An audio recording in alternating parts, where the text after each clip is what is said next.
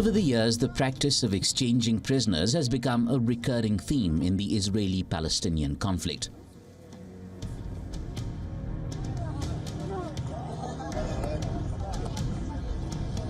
What is shaping up currently is just an extension and reflection of the past.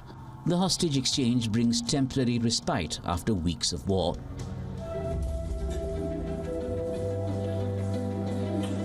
It saw an emotional welcome for hostages returning to their families after days in captivity.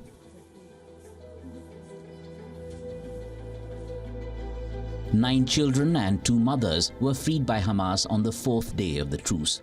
Among those released were 12-year-old Yagil Yaakov and his brother, 16-year-old Or Yaakov. מקווים לטוב, זהו. האמת שההרגשה בעיקר משחררת, אחרי שכל כך הרבה זמן חיכינו, בעיקר בימים האחרונים של העסקה, שהיינו מאוד בלחץ.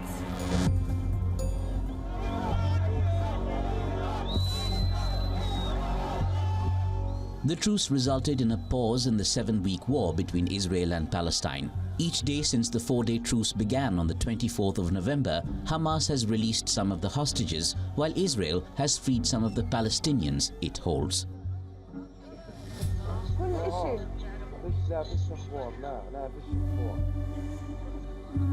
Omar Imad Hassan al-Atshan was 17 years old when he was arrested. He spent 20 months in prison before he was released during the truce. Being at home, all he wants to have is a bowl of hot soup. When I got released, I told my mum not to prepare food for me. I just want to have soup. The food in the jails is just 2 meals per day. An egg and a potato. Nothing more. I slept at 4 a.m. because I couldn't believe my eyes that my son is sleeping next to me. Hanan al-Barghouti was among the many Palestinians who still languish in Israeli prisons, most of whom without any charges. Hanan has been released and is back home with her family in Ramallah, but she says her days in jail were fraught with difficulties.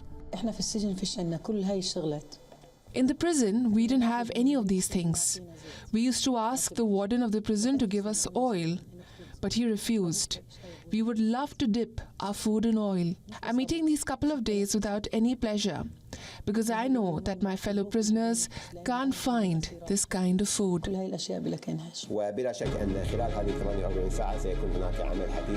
Hours before the 4-day truce was set to expire, Hamas and Qatar announced an extension of the ceasefire for 2 more days, bringing much-needed respite for the people in Gaza who braved weeks of the Israeli bombardment.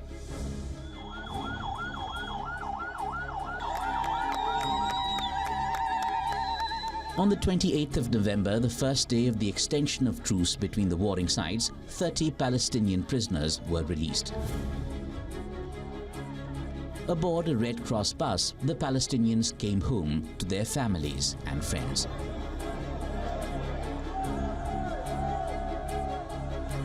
In addition, 12 hostages were freed from captivity in Gaza.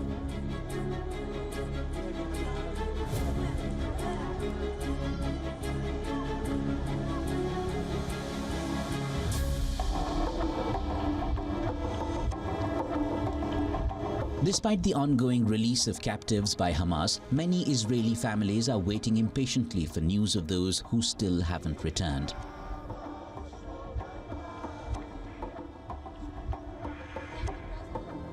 Ryoma Tarashansky, an Israeli mother of 2, is concerned for her 13-year-old daughter who's been held hostage in Gaza for 53 days.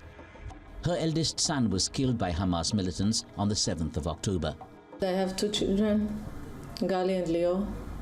Leo is dead. We didn't make funeral yet. We just, we couldn't grieve on him because we have Gali in the Hamas hands. And I don't want to lose another child. I have only Gali. And I want her back home as soon as possible. Ryoma went on to plead with the US President and the Red Cross to facilitate the release of child hostages. I'm asking from you, Biden, President Biden, to help me. I'm really begging you to bring Gali back home. We're terrifying to know what is going on with her inside in Gaza with the terrorists and the place that she's in. And we're just begging you and asking you to bring them back, bring Gali back and all the children back.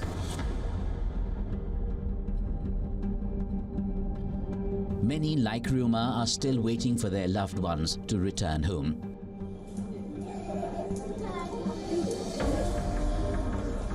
Even for those whose loved ones were released, the joy at their liberation was mixed with profound sadness for others who are believed to be still in Gaza. And the emotions run likewise on the other side too. Since the truce came into effect, up until the time of broadcasting the episode, Israel has released 180 Palestinian prisoners, and Hamas has released 81 hostages, including 60 Israelis and 21 foreign nationals.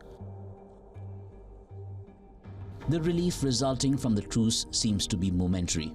For Israel, it is tempered by the fact that not all hostages have been freed.